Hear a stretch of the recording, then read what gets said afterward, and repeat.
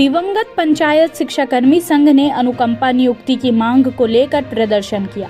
संघ का आरोप है कि दिवंगत पंचायत शिक्षाकर्मी के परिजनों के लिए गठित कमेटी को मुख्यमंत्री द्वारा 1 माह के भीतर रिपोर्ट तैयार कर निर्णय लेने की बात कहकर अनुकंपा संघ को आश्वस्त किया था, लेकिन लगभग 2 माह से अधिक हो गया है।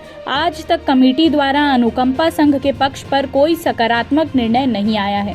संघ का मांग है कि संवेदनशीलता दिखाते हुए शीघ्र गठित कमेटी अपनी गतिशीलता दिखाते हुए योग्यता अनुसार अनुकंपा नियुक्ति दिया जाए। और हम लोग 21 जुलाई से धरना में बैठे थे। 58 दिन का हम लोगों का लगातार जो प्रदर्शन हुआ था और बहुत ही भारी प्रदर्शन हुआ था। हम लोग यहाँ बारिश में, कड़ी बारिश में यहाँ बैठे थे, लेकिन उस टाइम सीएम के तरफ से हम लोगों के लिए कमेटी बनाया गया था, जिसमें अभी तक हम लोगों के लिए कोई पहल नहीं हुआ है।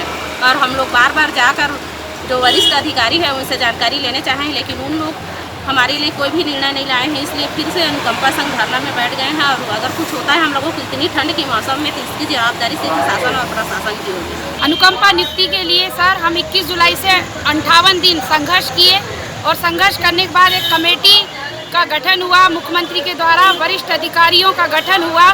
तो हम लोग बार बार में जाकर मंत्रालय में वरिष्ठ अधिकारियों से मुलाकात की और अपने प्रकरण को जानने की कोशिश की है, लेकिन अभी तक हम लोगों के लिए कोई भी सकारात्मक निर्णय की पहल नहीं की गई है।